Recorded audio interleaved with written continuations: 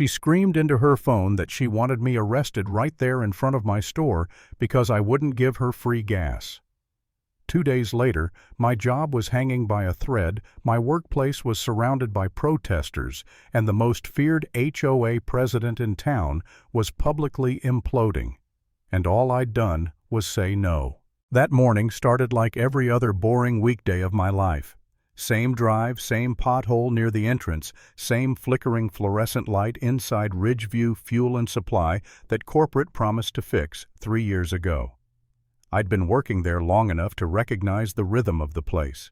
The early commuters half awake, the retirees buying lottery tickets, the occasional HOA resident venting about a neighbor's mailbox being half an inch too tall. I thought I'd seen entitlement in every possible shape. I was wrong. She walked in like she owned the building. Beverly Lang. Early 50s, perfect hair pulled tight like it was holding her personality together. Oversized sunglasses still on indoors, designer purse swinging like a weapon. She didn't greet me. She didn't slow down. She slammed her purse on the counter and said, "Pump 4. Fill it. Charge it to the HOA. Not a request. An order." I smiled the same neutral smile I give everyone and said she needed to pay first. For a split second, her face went completely blank like her brain short-circuited. Then her jaw tightened. "Excuse me," she said. "I'm the president of Ridgeview Meadows." She said it slowly like I was supposed to kneel or apologize or maybe thank her for breathing my air. I repeated myself. Payment first. Same rules for everyone. That's when the air changed. She pulled out her phone, stepped outside, and dialed 911. I watched through the glass as she pointed back at me, her voice rising, telling the operator she was being denied essential services, that I was hostile, that she wanted me arrested. I remember standing there thinking, this can't be real. No one calls the cops over gas. But she did. And she meant it. When Sheriff Cole Warren pulled into the lot, lights flashing, Beverly turned on the performance. Hands waving, voice shaking, victim to the world. I explained calmly that she refused to pay. The sheriff looked at her and asked one simple question. "Ma'am, did you pay for the gas?" She said no, loudly, proudly. That was it. Citation issued, warning given. Beverly stormed off, tires squealing, rage trailing behind her like exhaust. I thought it was over. I went back to work. Big mistake. The next morning there was a glittery sign taped crookedly to our front door. Boycott Ridgeview Fuel.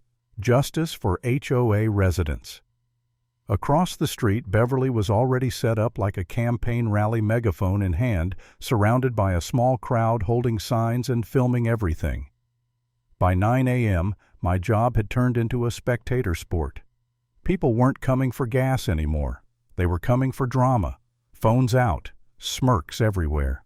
Beverly was live streaming, calling me a bully, accusing the station of discrimination against HOA residents. None of it was true, but truth wasn't trending. Then my boss showed up. He didn't ask what happened. He didn't care who started it. He saw the cameras, the crowd, the comments online. He told me to fix it and warned me that if this didn't blow over, I could be suspended. Suspended for refusing to give free gas to an HOA president having a tantrum. That was the moment everything hit me at once. The anger, the fear, the doubt. I sat behind the counter staring at the register, and for the first time I wondered if I was wrong. Maybe I should have just let her have it. Maybe this wasn't worth my job. Maybe standing my ground was stupid. That thought scared me more than Beverly ever could because it meant she was winning without even being there. Things escalated fast after that. Beverly sent 2 men in cheap suits claiming to be investigators from some made-up community agency. They flashed fake badges and demanded documents, policies, compliance forms, words designed to intimidate. My coworker Tessa saw right through them and told them complaints could only be processed after a mandatory ceremonial duck dance. Watching 2 grown men flee the store was the first time I laughed in days. But Beverly wasn't done. Bigger signs, louder protests, more people. She turned the parking lot into a stage and herself into the star. That's when Tessa leaned over and said something that changed everything. "I can call the mayor." I thought she was joking. She wasn't. The day of the final confrontation felt unreal. Beverly had gathered a full crowd by then, HOA board members, neighbors, strangers who just loved chaos. She was mid-speech shouting about oppression when Sheriff Cole returned. Then the mayor stepped out of his car. You could feel the shift immediately. Beverly rushed toward him, launching into her rehearsed narrative. The mayor listened calm, patient, almost bored. Then he asked the same question the sheriff had asked the day before. "Did you pay for your gas?" She dodged it. He didn't let her. Right there in front of everyone, he dismantled her authority piece by piece, explained that the gas station wasn't under HOA jurisdiction, listed her history of overreach, called out her misuse of power. HOA board members started speaking up, admitting she'd acted alone, that they were tired of being bullied. Sheriff Cole issued another citation. The crowd laughed. Phones lowered. Support evaporated. When someone called for a vote of no confidence, Beverly lost it, yelling, screaming, grasping for control that was already gone. She ran to her SUV and sped off, her empire collapsing behind her. I stood there, heart pounding, as the mayor turned toward me and said publicly that I'd done nothing wrong, that the rules applied to everyone, that the truth mattered. And just like that, it was over. No victory parade, no celebration, just silence.